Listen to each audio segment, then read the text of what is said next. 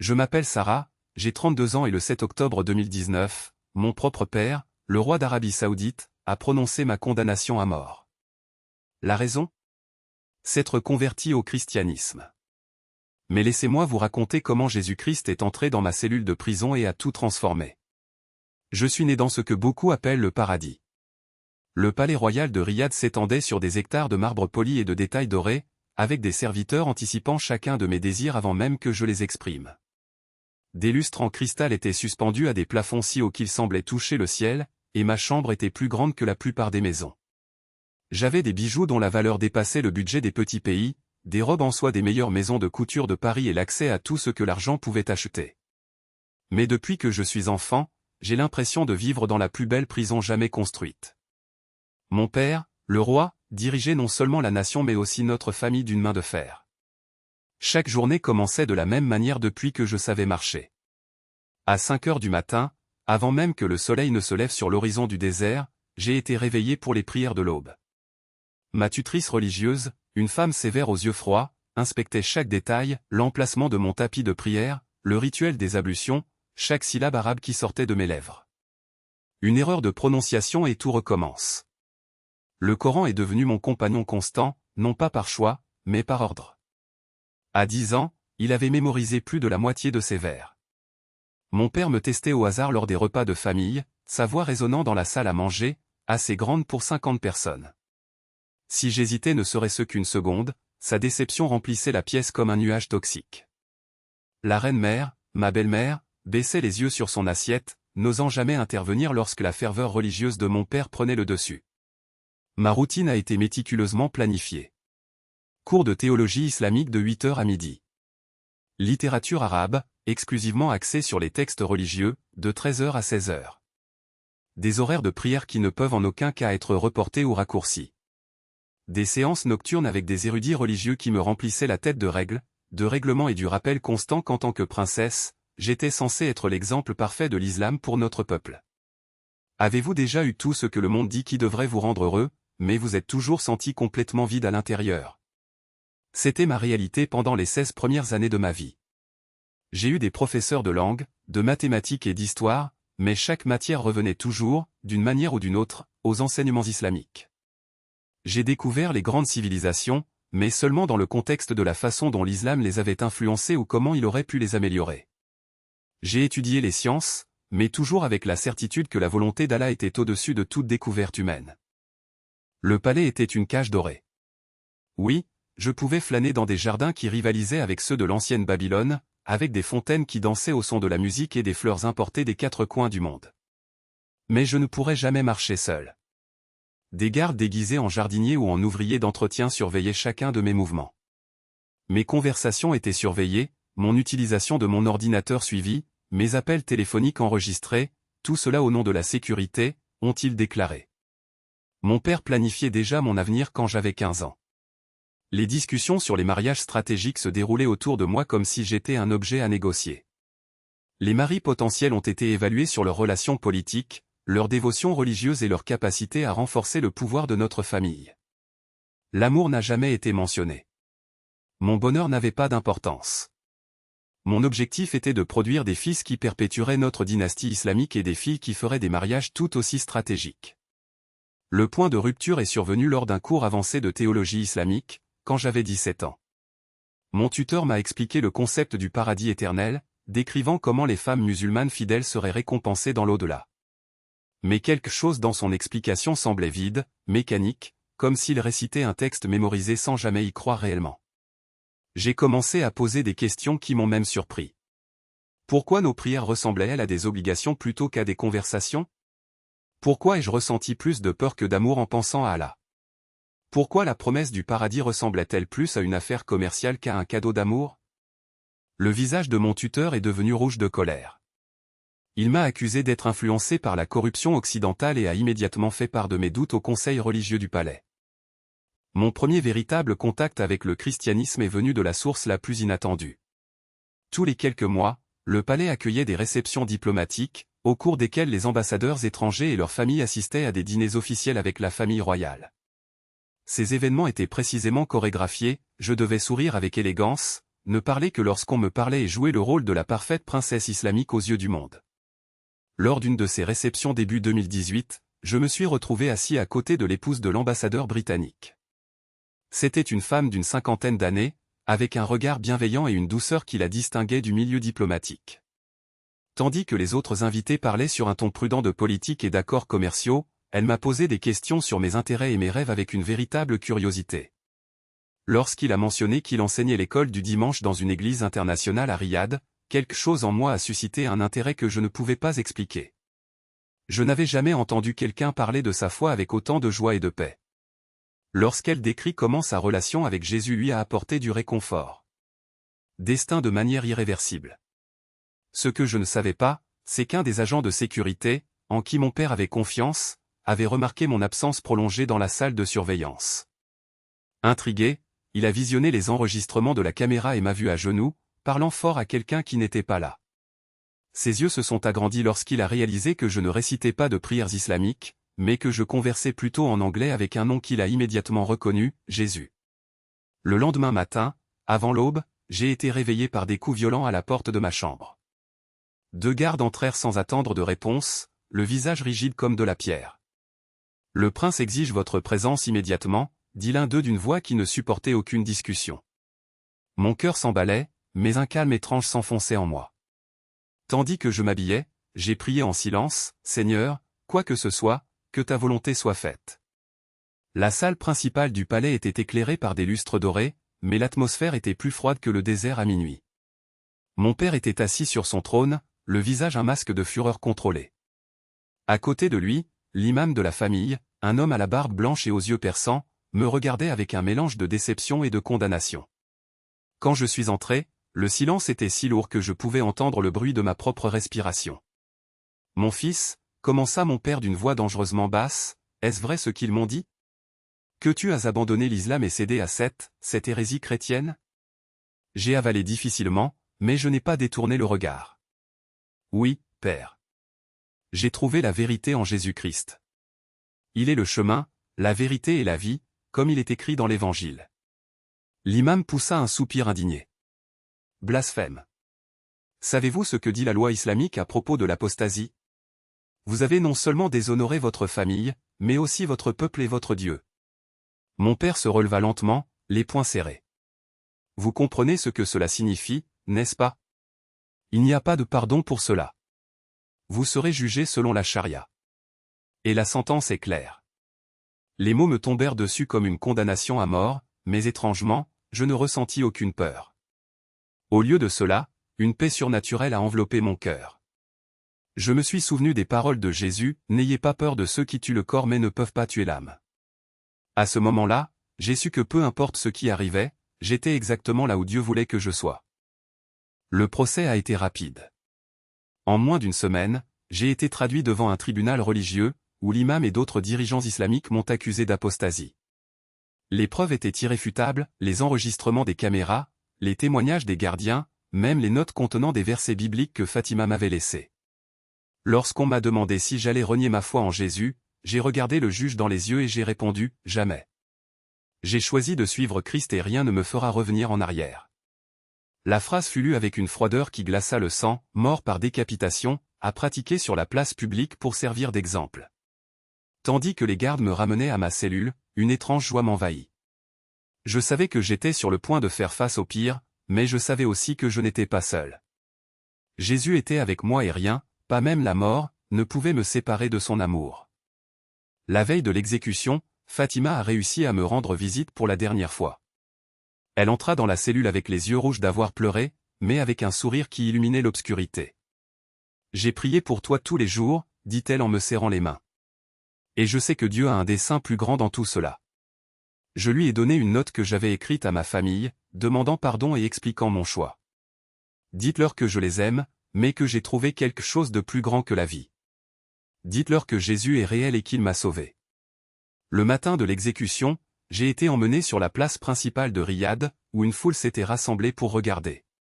Le bourreau était déjà là, son épée brillant sous le soleil brûlant. Alors que je m'agenouillais sur le sol, j'ai fermé les yeux et j'ai commencé à prier, « Père, entre tes mains je remets mon esprit. » C'est à ce moment-là que c'est arrivé. Un bruit assourdissant résonna dans le ciel, suivi d'un éclair si intense que tout le monde se couvrit les yeux. Alors que la lumière se dissipait, une silhouette apparut au milieu de la place, un homme vêtu de blanc, avec des blessures aux mains et aux pieds, mais avec un visage qui rayonnait d'une gloire indescriptible. La foule tomba à genoux, les uns en adoration, les autres terrorisés. Arrêt. La voix de l'homme résonnait comme le tonnerre. Voici mon serviteur. Il ne mourra pas aujourd'hui. Le bourreau recula, l'épée tombant de ses mains. Mon père, qui regardait tout depuis un balcon voisin, s'est effondré sur le sol, les yeux écarquillés d'étonnement. L'imam, tremblant, murmura, « C'est lui, c'est le prophète Isa. » La silhouette s'est tournée vers moi et a souri. « Lève-toi, mon fils. Ta foi t'a sauvé non seulement toi, mais bien d'autres. » Quand il disparut, la place devint silencieuse. Puis, un à un, les gens ont commencé à crier « Miracle !» Dieu nous a montré sa vérité. Mon père s'est approché, les yeux pleins de larmes. « Fils, qu'est-ce que c'était? Qui était cet homme? » Je l'ai regardé, le cœur débordant d'amour. « Père, il est Jésus. Le Fils de Dieu. Et il est venu pour nous sauver tous. » Ce jour-là, non seulement ma vie a été épargnée, mais une vague de conversion a déferlé sur Riyad. Mon père, l'imam, même le bourreau, ils se sont tous agenouillés devant le Christ. Et moi, qui étais autrefois un prince musulman, je suis devenu un messager de l'Évangile au cœur de l'Arabie Saoudite. L'histoire qui a commencé en secret, par une conversation lors d'une réception diplomatique, s'est transformée en un témoignage qui a ébranlé toute une nation. Et tout cela parce qu'un jour, une femme a parlé de sa foi avec joie et paix. Parce que Jésus, dans sa miséricorde infinie, a choisi de se révéler à un cœur assoiffé de vérité. Et donc, ce qui semblait être la fin n'était que le début. Vide que je ne savais même pas que je portais, comme un gouffre sans fond qu'aucune prière, aucun rituel, aucun pèlerinage n'avait pu combler. Mais mon père n'a pas écouté. Ou peut-être qu'il ne pouvait pas entendre. Pour lui, je n'abandonnais pas seulement une foi, je trahissais des siècles de tradition, l'héritage de nos ancêtres, l'essence même de ce que signifiait être un prince de la maison des Saouds. Les jours dans le donjon s'éternisaient comme une phrase sans fin. Chaque matin, le bruit des touches résonnait dans les couloirs humides, annonçant l'arrivée d'un nouvel interrogatoire. Parfois, c'était Abdulrahman lui-même, avec sa voix dure et ses yeux froids comme l'acier, récitant des versets du Coran qui promettaient le feu éternel aux apostats. D'autres fois, ce sont les conseillers de mon père, des hommes qui m'avaient appris à monter à cheval et à négocier des alliances politiques, qui me regardaient désormais comme si j'étais un dangereux étranger. L'un d'eux, le vieux Cheikh Youssouf, a même pleuré en me suppliant de reconsidérer ma décision.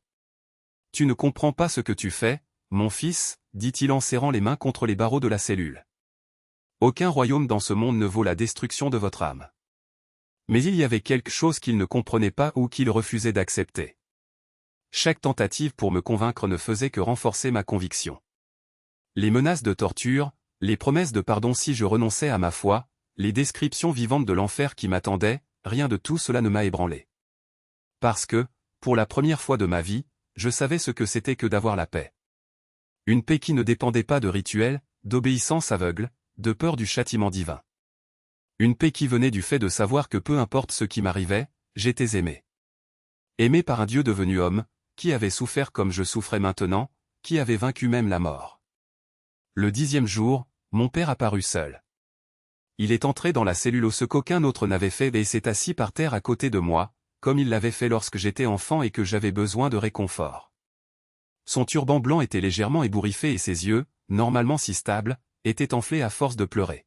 « Ils vont te tuer, dit-il, sa voix à peine au-dessus d'un murmure. Et je ne peux rien faire pour l'arrêter. » Il y eut un long silence. J'entendais le son de ma propre respiration, mêlé au lointain filet d'eau sur les murs de pierre. « Es-tu sûr de vouloir ça? » demanda-t-il finalement. « Es-tu sûr que ce Jésus vaut ta vie? » Je n'ai pas hésité. « Cela vaut plus que ma vie, Père. Cela vaut plus que ce royaume, plus que notre nom, plus que tout ce que j'ai jamais connu. » Il ferma les yeux, comme si ces mots le blessaient physiquement. « Alors il n'y a plus rien à dire, murmura-t-il. Mais avant de se lever, il a fait quelque chose que je n'oublierai jamais, il m'a tenu la main, la serrant fort, comme s'il essayait de transmettre toute sa douleur, tout son amour, en un seul geste. « Je ne comprends pas, dit-il. Mais, je t'aime toujours. Le matin du 14e jour, les gardes sont venus me chercher. Je savais ce qui m'attendait. Les exécutions pour apostasie en Arabie Saoudite ne sont pas des événements privés, ce sont des spectacles publics destinés à servir d'exemple.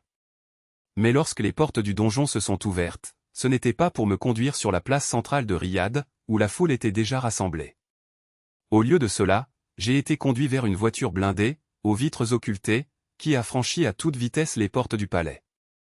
À l'intérieur, un homme que je ne connaissais pas m'a remis un faux passeport et un billet d'avion. Votre père a conclu un marché, dit-il, sans émotion. Vous serez exilé. Vous ne pourrez jamais revenir. Si vous remettez les pieds sur ce sol, vous serez tué. Je n'ai pas pleuré. Pas à ce moment-là. La douleur de la perte de ma famille, de mon pays, de la vie que j'ai connue était trop grande pour pleurer. Mais alors que l'avion décollait et que les lumières de Riyad disparaissaient sous les nuages, une vérité s'est installée dans mon cœur avec une clarté bouleversante, je ne manquais de rien. Je gagnais tout. Parce que, pour la première fois, j'étais libre. Libéré des chaînes de la peur, des attentes d'un royaume, des liens d'une foi qui ne m'avait jamais vraiment appartenu. Et surtout libre de suivre celui qui a donné sa vie pour moi. Aujourd'hui, quand je regarde en arrière, je constate que mon histoire ne s'est pas terminée dans ce palais. Elle vient de commencer. Parce que Dieu ne nous appelle pas à une vie de confort, mais à une mission d'amour. Et s'il pouvait transformer un prince musulman en disciple du Christ, que ne pourrait-il pas faire de vous? La question n'est pas de savoir si vous êtes prêt pour ce qu'il vous réserve. La question est, êtes-vous prêt à dire « oui », même si le prix vous semble trop élevé? Car au final, le plus grand risque est de ne pas tout perdre. C'est gagner le monde entier, et perdre son âme. Des larmes qui n'étaient pas de tristesse, mais d'un étonnement qu'elle-même ne pouvait expliquer. Le silence dans la pièce était si épais que je pouvais entendre l'air circuler entre nous. Mon père leva lentement les yeux, comme si chaque mouvement exigeait un effort surhumain, et lorsque nos regards se croisèrent, je vis quelque chose que je n'aurais jamais cru possible, l'orgueil inébranlable du roi avait été brisé. Ce n'était pas une faiblesse. C'était une capitulation. Fils, dit-il d'une voix que je reconnaissais à peine, rauque et brisée, tu as vu quelque chose que je n'ai pas vu. Quelque chose qu'aucun de nous n'a vu. Ces paroles n'étaient pas une confession, mais un aveu le plus douloureux qu'un homme comme lui puisse faire. Il se releva avec difficulté, comme si le poids de décennies de croyances rigides l'écrasait, et se dirigea vers la fenêtre. Dehors, le soleil se levait sur le royaume, colorant les dômes dorés du palais d'une lumière qui semblait surnaturelle. Hier soir, continua-t-il, j'ai fait un rêve. Ou peut-être que ce n'était pas un rêve. Je ne sais plus comment distinguer. J'ai vu un homme de lumière, vêtu de blanc, avec des blessures sur les mains qui brillaient comme des étoiles. Il ne m'a pas parlé. Il m'a juste regardé, et j'ai su que c'était lui. Le même que tu dis suivre. La reine-mère se couvrit la bouche avec ses mains, comme si elle avait peur que le simple fait de respirer puisse interrompre ce moment. Mon père s'est tourné vers moi et, pour la première fois depuis des années, il n'y avait aucune colère dans ses yeux. Il y avait quelque chose de bien plus dangereux, le doute.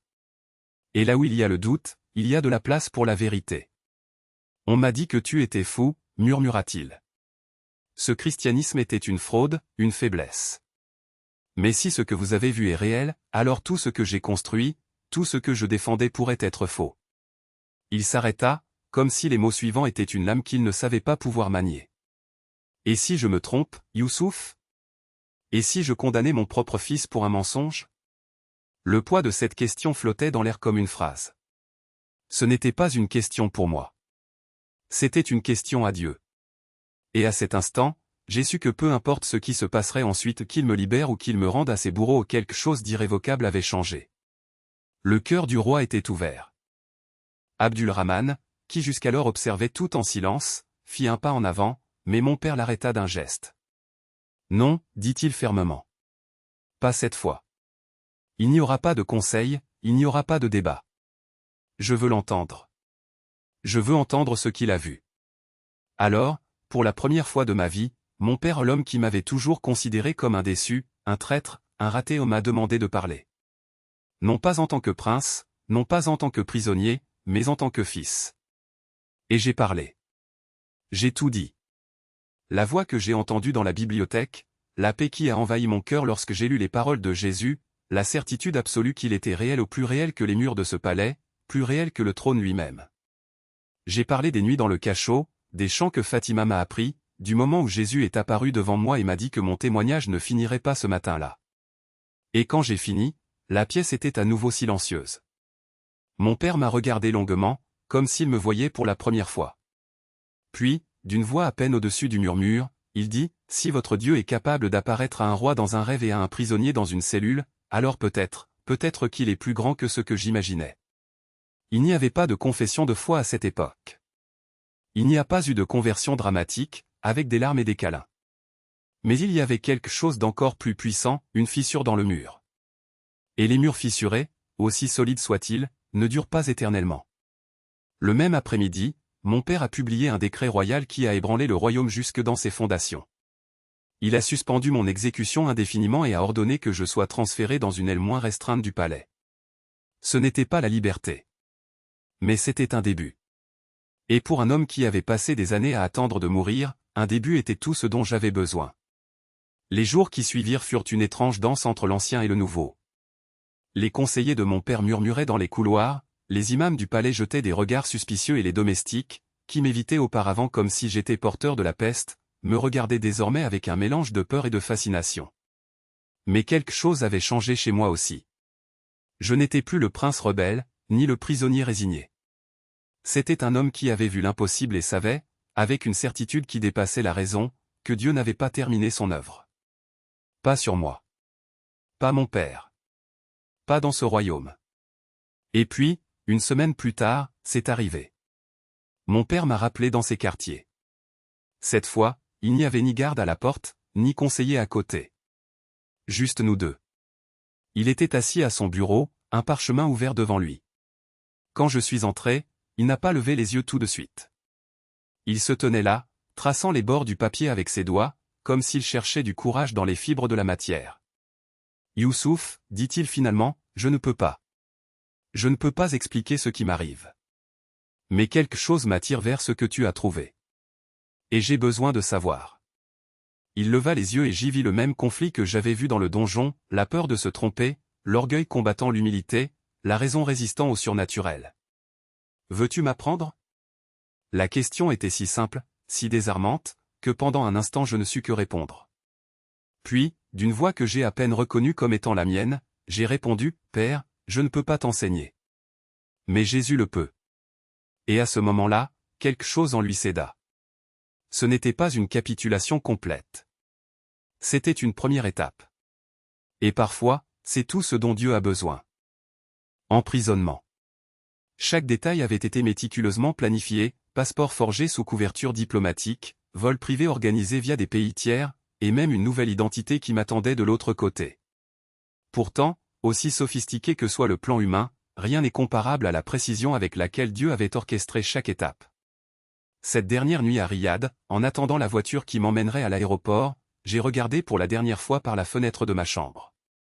Les lumières de la ville brillaient comme toujours, indifférentes à la révolution qui se déroulait en moi. Le désert au loin, immense et silencieux, semblait murmurer une vérité ancienne, aucun royaume dans ce monde ne dure éternellement, mais le royaume de Dieu n'a pas de fin. Le vol est parti avant l'aube, sous un ciel encore sombre, comme si le temps lui-même hésitait à assister à mon départ. Alors que les roues de l'avion quittaient le sol saoudien, j'ai senti quelque chose se briser en moi, pas une lamentation, mais une libération. Ce n'était pas seulement la terre que j'avais laissée derrière moi, c'était la peur. La peur d'être découvert, d'être trahi, d'être écrasé par le poids d'une foi qui n'était pas la mienne. Et à sa place, quelque chose de nouveau est né, la certitude que je n'étais pas seul. Jésus avait promis qu'il serait avec moi jusqu'à la fin des temps, et là, à des milliers de mètres de hauteur, entre les nuages qui cachaient le monde en bas, je le sentais plus proche que jamais. Le premier arrêt a eu lieu dans un pays neutre, où j'ai été accueilli par des visages inconnus, mais dont les yeux brillaient de la même flamme qui brûlait désormais en moi. C'étaient des missionnaires, des diplomates discrets, des frères et sœurs en Christ qui avaient risqué leur vie pour assurer ma sécurité. L'un d'eux, un homme d'âge moyen aux mains calleuses et à la voix calme, a placé une Bible dans mes mains et a dit « Ceci est votre nouvelle couronne ». Ce n'étaient pas des mots vides de sens. Dans ces pages, je trouverai les promesses qui m'avaient soutenu dans le donjon, les vérités qui avaient changé le cœur de mon père, les mots qui allaient désormais guider chacune de mes étapes d'exil. Quand je suis finalement arrivé en Occident, le choc culturel était plus profond que je ne l'avais imaginé. Tout était différent, le rythme des villes, la liberté des femmes, la façon dont les gens parlaient de Dieu sans crainte. Mais derrière cette étrangeté, il y avait quelque chose de familier, sa présence. Dans les églises que j'ai visitées, dans les voix qui chantaient des louanges sans crainte de représailles, dans les mains tendues qui m'accueillaient sans me demander d'où je venais. Je n'étais plus une princesse. Elle n'était plus une hérétique. Elle n'était qu'une fille, sauvée par un amour sans frontières.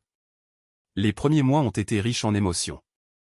Il y avait des jours où le mal du pays m'étouffait, des nuits où je me réveillais paniqué, certain que tout n'était qu'un rêve et que j'étais toujours enfermé dans le cachot. Mais alors, comme un phare dans l'obscurité, le souvenir de cette voix dans la cellule est revenu, « Je suis avec toi ». Et peu à peu, la peur a fait place à la gratitude.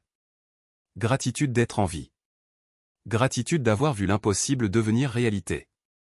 Gratitude de savoir que, même en exil, j'avais trouvé une maison plus vraie que n'importe quel palais. Au fil du temps, j'ai commencé à partager mon histoire, non pas comme un témoignage d'une tragédie, mais comme une preuve que Dieu intervient toujours dans les affaires des hommes. Lors de conférences, dans les églises, dans de petits groupes de prière, je parlais du rêve de mon père, de la maladie qui l'avait frappé et disparu, des portes qui s'ouvraient alors que toutes les routes semblaient fermées. Et à chaque fois, je voyais dans les yeux des auditeurs la même étincelle que j'avais vue dans les yeux de mon père ce jour-là, l'étincelle du doute transformée en foi. Mais la plus grande surprise était encore à venir. Des années plus tard, alors que je m'étais installé dans une nouvelle vie, j'ai reçu une lettre. Le timbre-poste provenait d'Arabie Saoudite.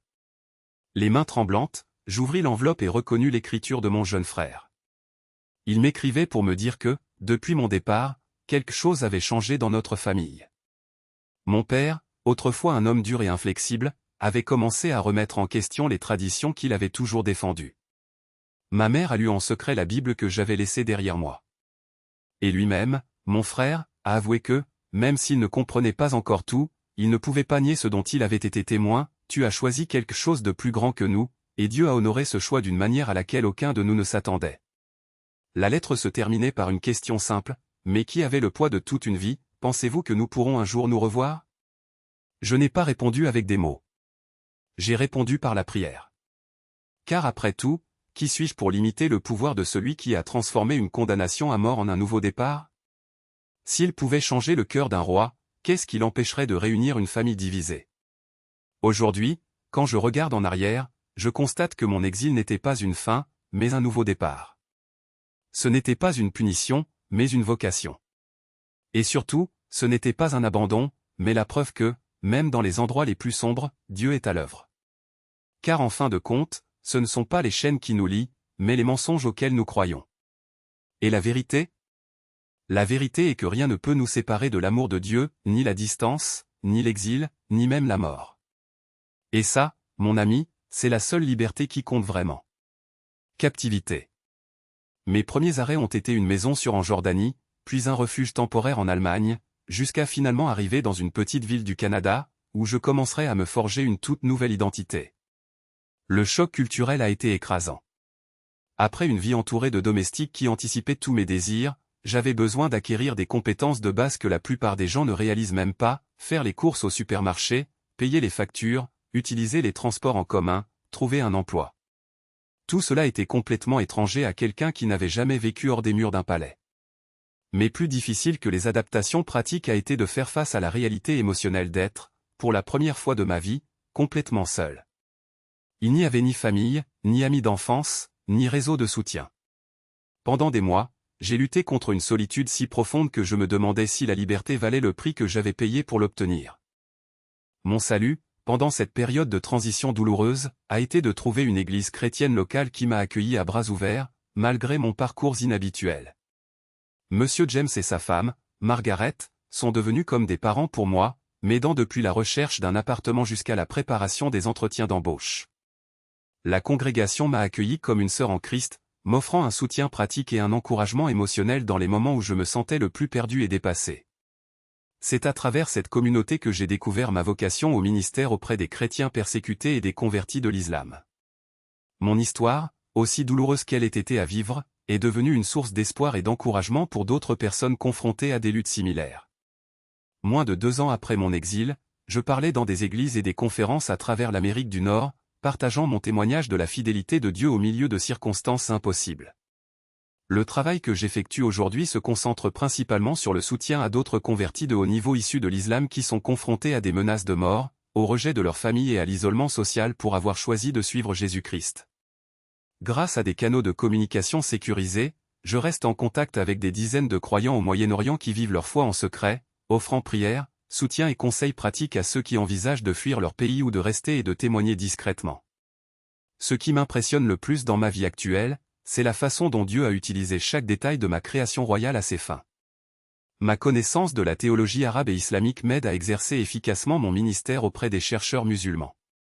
Ma compréhension de la culture et de la politique du Moyen-Orient me permet de naviguer dans les complexités de la dynamique familiale des autres convertis. Même mon expérience en matière de richesse et de privilèges m'a préparé à conseiller d'autres croyants de premier plan qui luttent contre le prix à payer pour suivre Christ. Le sacrifice financier de ma conversion a été énorme. Je suis passé d'un accès illimité aux ressources à des emplois de débutants pour subvenir à mes besoins. Mais j'ai découvert que le véritable contentement n'a rien à voir avec votre solde bancaire et tout à voir avec le fait de savoir que votre vie a un sens éternel. La joie que j'éprouve à servir Jésus et à aider les autres croyants dépasse de loin tout bonheur que j'ai jamais trouvé dans le luxe matériel. Ma relation avec ma famille de sang reste compliquée et douloureuse. Par des intermédiaires, je reçois des mises à jour occasionnelles sur leur vie et je sais que ma mère demande parfois à ses contacts de m'assurer de son amour continu. La santé de mon père s'est complètement améliorée après mon exil et il n'a jamais reconnu publiquement les aspects surnaturels de mon cas. Cependant, des sources du palais rapportent qu'en privé il parle d'une intervention divine. Le développement le plus surprenant a été le récent contact de 2 de mes cousins, qui ont commencé à poser des questions sur le christianisme après avoir entendu les détails de mon histoire par d'autres membres de ma famille. Grâce à des messages cryptés, j'ai partagé l'Évangile avec eux et envoyé des copies numériques de la Bible. Je crois que mon exil et mon témoignage pourront un jour amener d'autres membres de ma famille à croire au Christ. Regardez à l'intérieur de votre cœur maintenant et demandez-vous ce que vous seriez prêt à sacrifier pour une relation avec Dieu qui vous a créé. Ma conversion m'a coûté famille, héritage, patrie et identité sociale. Mais cela m'a donné la vie éternelle, une paix véritable, un amour inconditionnel et un objectif qui transcende toute perte terrestre. Jésus-Christ est le même hier, aujourd'hui et éternellement. Le Dieu qui est intervenu de manière surnaturelle pour me sauver la vie dans un donjon d'un palais saoudien accomplit encore aujourd'hui des miracles pour quiconque invoque son nom avec une foi sincère. Il voit vos luttes. Écoutez vos prières et ayez des projets pour votre vie qui sont meilleurs que tout ce que vous pouvez imaginer par vous-même. Si vous n'avez jamais donné votre vie à Jésus-Christ, je vous invite à envisager de prendre cette décision aujourd'hui. Si vous êtes déjà croyant mais que vous faites face à des persécutions ou à des circonstances difficiles à cause de votre foi, je veux vous encourager, Dieu ne vous a pas oublié et il démontrera sa fidélité d'une manière qui vous surprendra. Vous pouvez me contacter pour la prière ou des conseils spirituels via les coordonnées du ministère fournies à la fin de ce témoignage. Que vous soyez un musulman en quête de vérité, un chrétien confronté à la persécution ou simplement quelqu'un qui a besoin de savoir que Dieu fait encore des miracles, n'hésitez pas à demander de l'aide.